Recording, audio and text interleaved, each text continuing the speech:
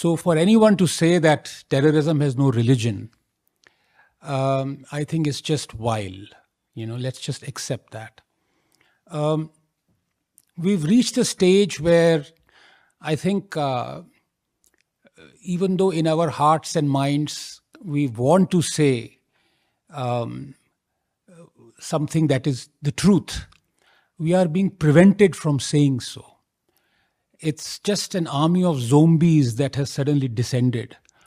And it is very befuddling, especially because to a Darwinian atheist or to someone who also does science, is that any view is kept on the table. You want to accept it, you don't want to accept it, it's up to you. No idea is sacrosanct. And every idea is to be celebrated till the time it is junked, accepted till the time it is junked. And everything happens without even hurting a fly. This is what all of us have been brought up on.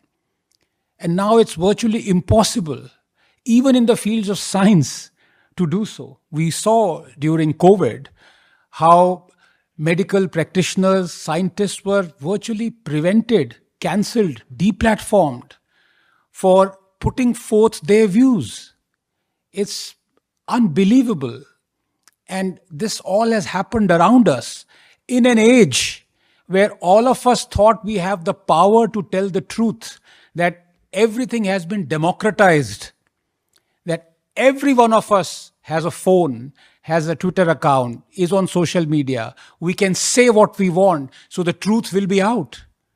And exactly the opposite is happening right before our eyes. I can't believe it. It's so bizarre. So bizarre. And one harks back with, I think, even poignancy is not the word, with pathos, that the word Big Bang, the theory that we accept that created the universe, Big Bang theory, that everything started and then, of course, Hubble shift came and now we know that it is true. Of course, we don't know what was there before the Big Bang. But the person who coined this phrase Big Bang was the one who actually believed in the other opposite theory of steady state theory, Hoyle. Such was the beauty of science. Everything was on the table.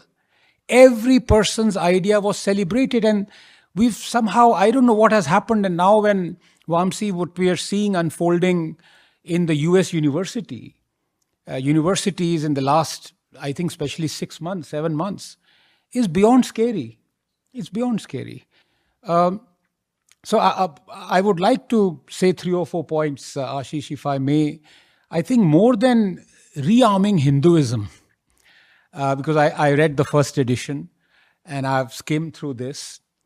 I agree with all your premise, but I would like to say more than rearming Hinduism, we need to disarm Abrahamic religions if Hinduism is to survive. What do I mean by disarming? I mean legally disarming. Because let's be very honest about it. There is no other way. I am not advocating any other way. But you are seeing that there are religions that hold sacrosanct as one of their principal dogmas as to convert others, to bring others into their fold. That is an axiom in them. In fact, you are rewarded heaven if you convert someone and bring that person into their fold. And if you have such philosophies within a society, how can logically Hinduism survive?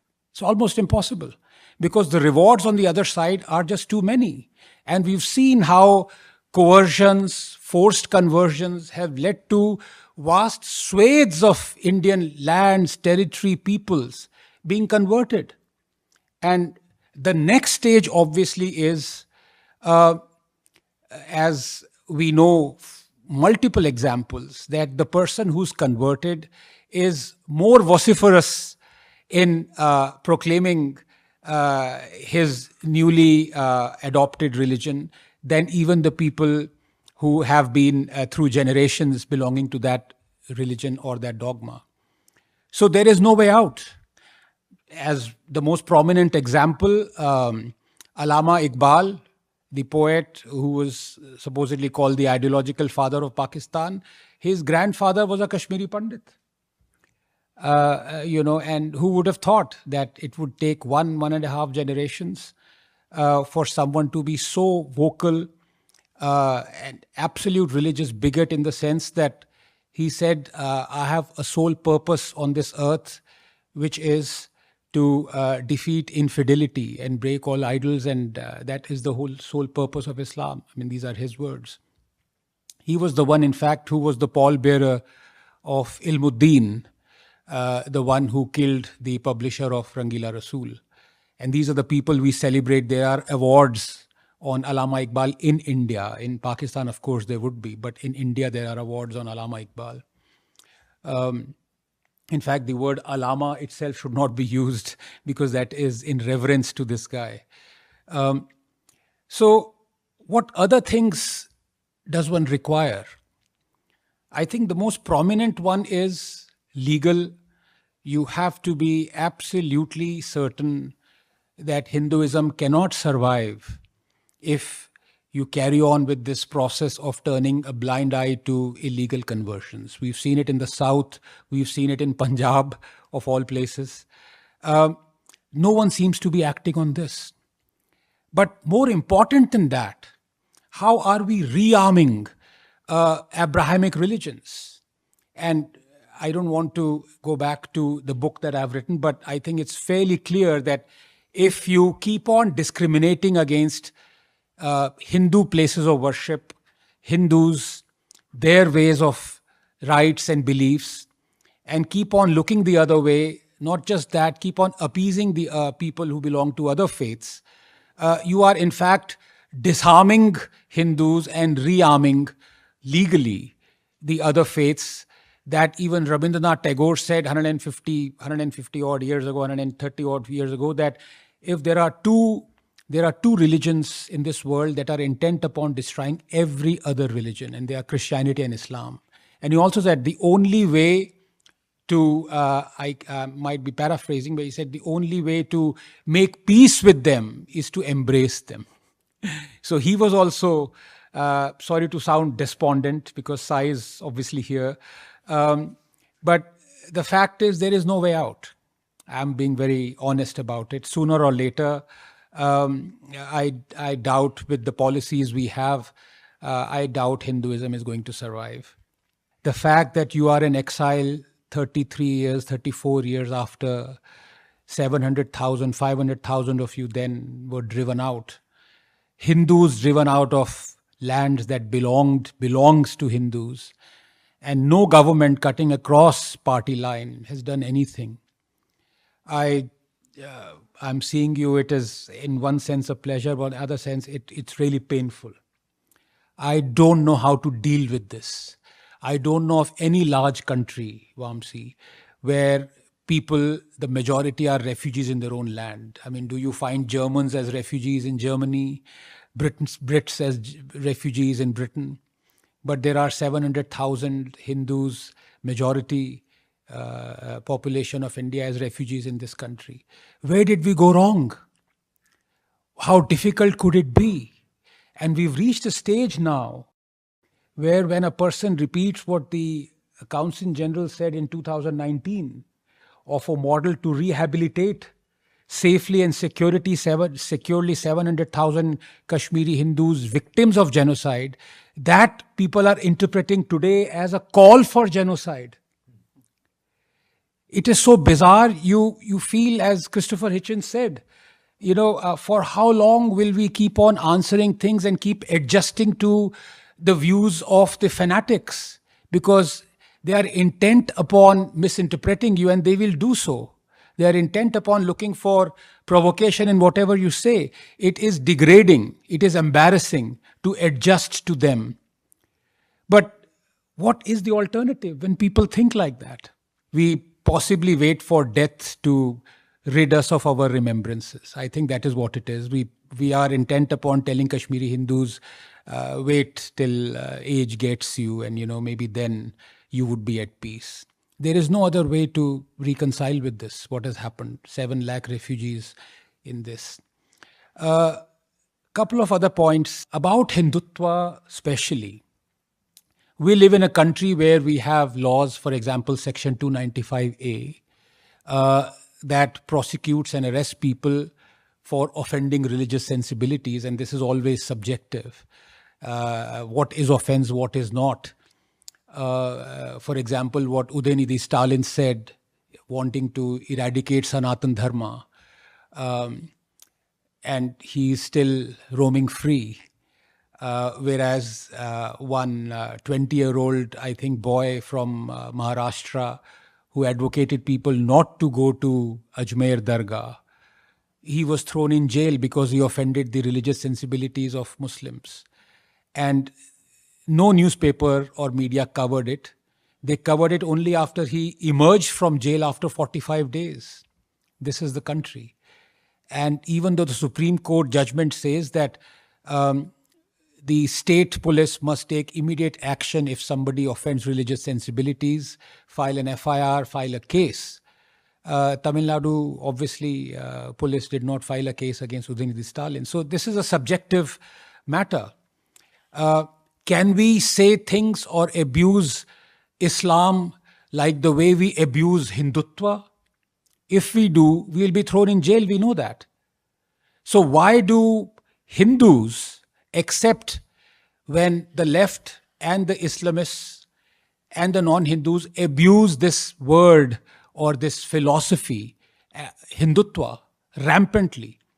They do it because they actually mean to abuse Hindus or Hinduism, but if they do so, they run the risk of offending religious sensibilities. So they've found this nice kind of detour that they will, whatever abuse they want to shower on Hinduism, they use the word Hindutva.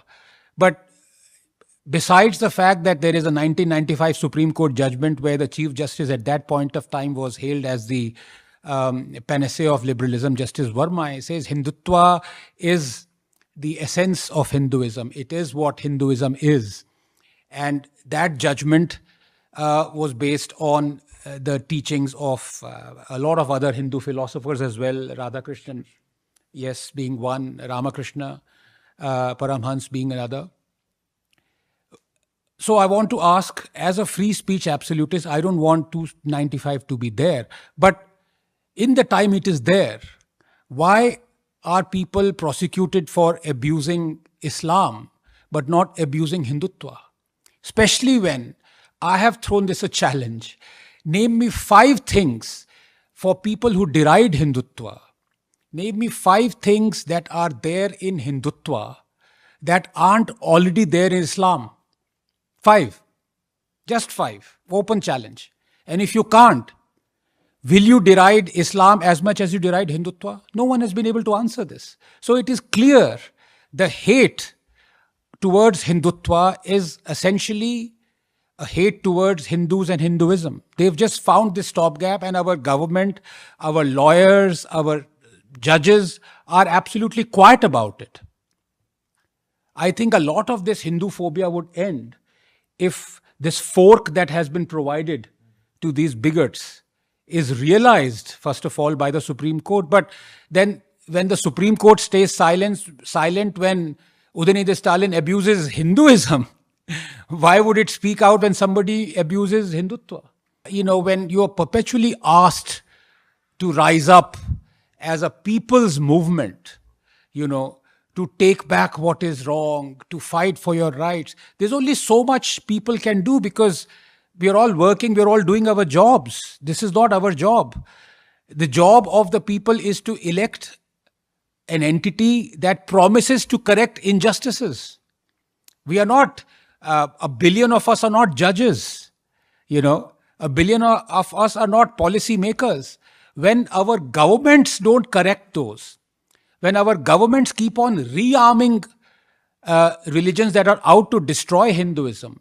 Just yesterday, I don't know how correct this news is, that the Maharashtra BJP coalition government has provided 20 crores it is to the Waqf board, 10 crores to the Waqf board. What's going on out here? You have the minority ministry under the BJP in the last 10 years. First of all, why on earth should this minority ministry exist? But it does. And it offers interest free loans to anyone who wants to set up a shop on Waqf land. Now, would they be Hindus who would set up shops on Waqf land? They are provided interest free loans. You have RTE, right to education, that is working in conjunction with the 93rd Amendment that puts the onus only on Hindu run schools to offer 25% reservation for the economically weaker sections. The minority run schools do not have to obey to that diktat. This is not, no one is asking for appeasement. People are asking to remove the discrimination that is happening against Hindus and Hinduism. I'm not even going to Hindu temples. I'm not going to Places of Worship Act. I'm not going to the draconian nature of many legislations or the Waqf Act. I'm just talking about these are commonsensical, plain, logical, and rational discriminations that are happening. And if for the last 10 years you're not able to remove them, do you plan with massive majority? You plan to remove them with a coalition government?